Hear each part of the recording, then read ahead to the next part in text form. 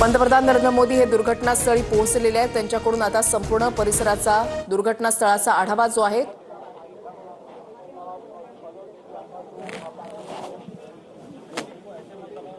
काही वेळापूर्वीच एअर इंडियाचे CEO Wilson यांच्याकडून दुर्घटनास्थळाचा आढावा घेण्यात आलेला आहे।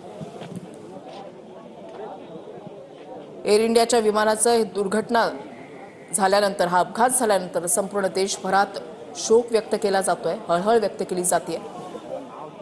स्वतः पंतप्रधान मोदी हे आता दुर्घटनास्थळी पोहोचलेले आहेत। हॉस्पिटलमध्ये मृतांच्या नातेवाईकांना सुद्धा ते भेटणार आहेत। सांत्वनपर भेट त्यांच्याकडून घेतली जाईल। चंदन पूजाधिकारी आमचे प्रतिनिधी आमच्या सोबत आहेत, थेट जाऊयात चंदन यांच्याकडे। चंदन, आपण बघतोय की पंतप्रधान नरेंद्र मोदी जे आहेत ते या ठिकाणी ग्राउंड झिरोवर दाखल झालेले आहेत आणि आपल्याला जसं माहिती आहे की या संपूर्ण पंतप्रधानांच्या व्यतिरिक्त काल केंद्रीय गृहमंत्री अमित शहा हे देखील या ठिकाणी ग्राउंड झिरोवर दाखल झाले होते आणि ग्राउंड झिरोवर दाखल झाल्यानंतर या संपूर्ण परिस्थितीचा आढावा त्यांनी घेतला होता। त्यांच्यासोबत एनडीआरएफची टीम देखील होती। एनडीआरएफच्या टीम व्यतिरिक्त गुजरात सरकारचे जे या पूर्ण प्रकरणाची माहिती घेत आहेत, प्रकरणाचा तपास करतायत, त्या सगळ्यांची भेट काल अमित शहा यांनी घेतली होती आणि आज या ठिकाणी पंतप्रधान नरेंद्र मोदी जे आहेत ते घटनास्थळी दाखल झालेले आहेत।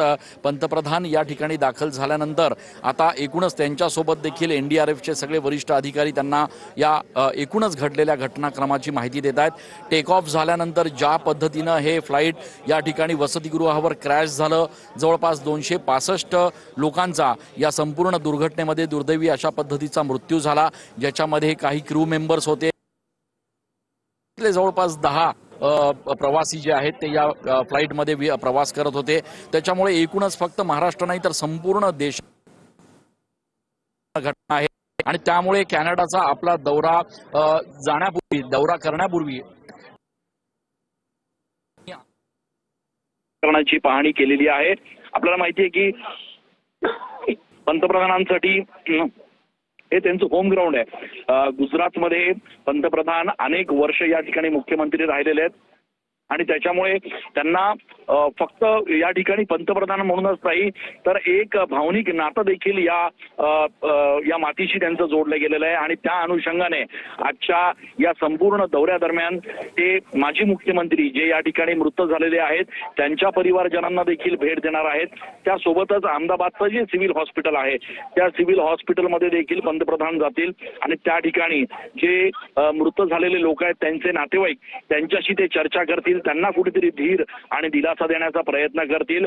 डीएनए टेस्ट या सगळ्या नातेवाईकांची केली जाते, कारण जे मृतदेह या ठिकाणी सापडलेले आहेत त्यांची ओळख पटवणं आता पूर्णपणे शक्य नाहीये। हे पुरुष आहेत का महिला आहेत हे देखील आता समजत नाहीये आणि त्यामुळे जर मृतदेह ताब्यात द्यायचे असतील तर त्यापूर्वी रुग्णांचे डीएनए टेस्ट करावे लागणार आहेत आणि त्या डीएनए टेस्टसाठी अनेक रुग्णांचे आणि अनेक मृतदेहांचे जे परिवारातले लोक आहेत ते या ठिकाणी अहमदाबाद सिव्हिल हॉस्पिटलमध्ये दाखल झालेले आहेत। या सगळ्या लोकांशी देखील पंतप्रधान भेट घेणार आहेत, त्यांना देखील दिलासा देण्याचा प्रयत्न करणार आहेत। साधारण 3 दिवस पूर्ण लागणार आहेत या संपूर्ण डीएनए टेस्टला आणि डीएनए मॅच झाल्यानंतर त्याच्यानंतर ते मृतदेह परिवाराच्या ताब्यात द्यायला या सगळ्या प्रक्रियेला साधारण 3 दिवस लागणार आहेत अशी प्रशासनाकडून माहिती मिळतीये। मात्र हीच प्रक्रिया अति जलद गतीनं करता येते का याचा देखील आढावा कदाचित पंतप्रधान घेऊ शकतात।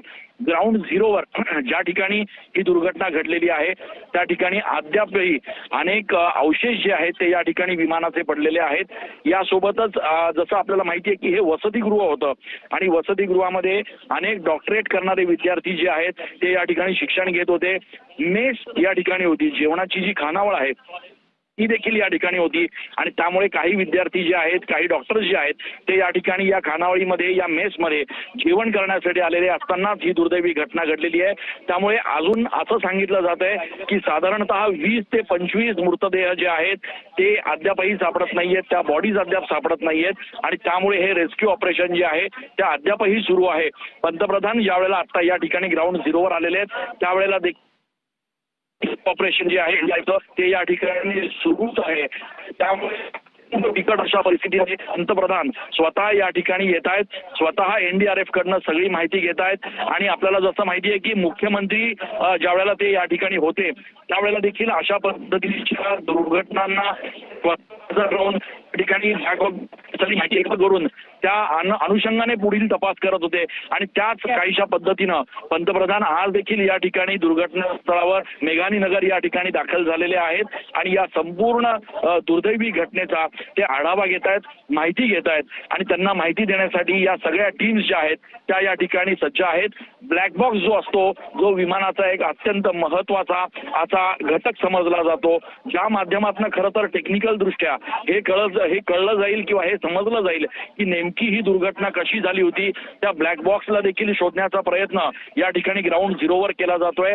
एक्सपर्टची टीम जी आहे ती देखील या ठिकाणी दाखल झालेली आहे. फॉरेन्सिक एक्सपर्टची टीम देखील या ठिकाणी दाखल झालेली आहे आणि त्यामुळे नेमकी तांत्रिक कारण काय होते या दुर्घटनेमागे त्याचा देखील अभ्यास या ठिकाणी केला जातोय. आपल्याला माहिती आहे की काही वेळापूर्वीच एअर इंडियाचे जे CEO आहेत ते स्वतः या ठिकाणी ग्राउंड झिरोवर आले होते.